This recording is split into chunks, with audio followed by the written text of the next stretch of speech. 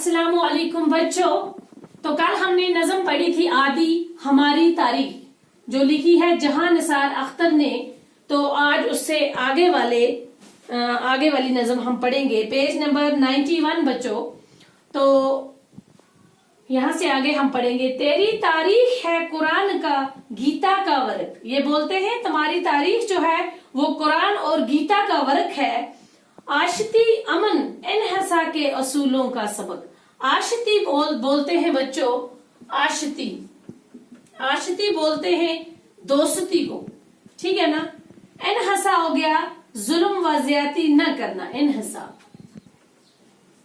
ज्यादती न करना। मुकाबल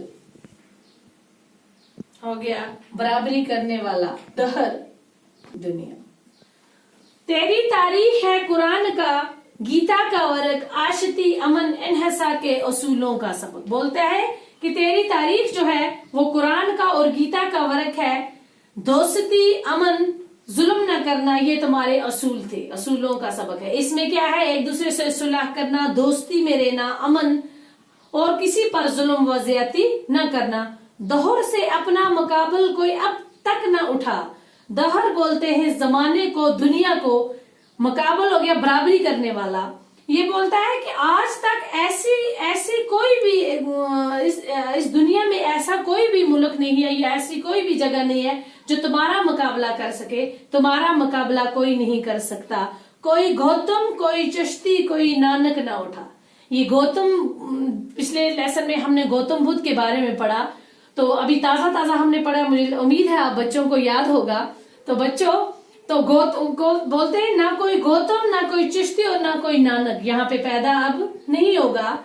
आज आजाद है हम, जहन हमारा आजाद, तंग जज्बात के घेरों से निकल आए हैं। आजादी के बाद का ये बोलते हैं, जब ये आजाद हो गए, बोलते हैं हम आजाद हैं और हमारा जहन भी आजाद है, तंग जज्बात के गहरों से निकल आए हैं। वो तंगी जो थी, वो तंग जज्बात जो थे, उन सब से हम बाहर निकल आए हैं।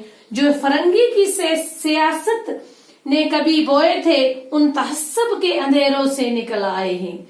फरंगी बोलते हैं तंग नजरी, मुखालफ, है ना। तो फरंगी बोलते हैं अंग्रेज, बोलते हैं उन अंग्रेजों ने जो सियासत जहाँ पे बोई थी हमारे मुल्क में, उन तहस्सब के अंधेरों से निकल आए हैं। तहस्सब बोलते हैं तंग नजरी, मुखालफ। जितने भी उन्होंने तहस्सब हमारे साथ किए थे, जिन अंधेरों में हमें डुबाया था, आज हम रोशनी की तरफ निकल आए हैं। आज हम उन अंधेरों से निकल आए। एक है अपना वतन, एक जमीन, एक है हम, एक है फिक्र व अमल, एक यकीन, एक है हम। कौन कहता है कि हम एक नहीं, एक हैं हम। ये लास्ट के बंद है, मैं फिर रिपीट करूंगी बच्चों।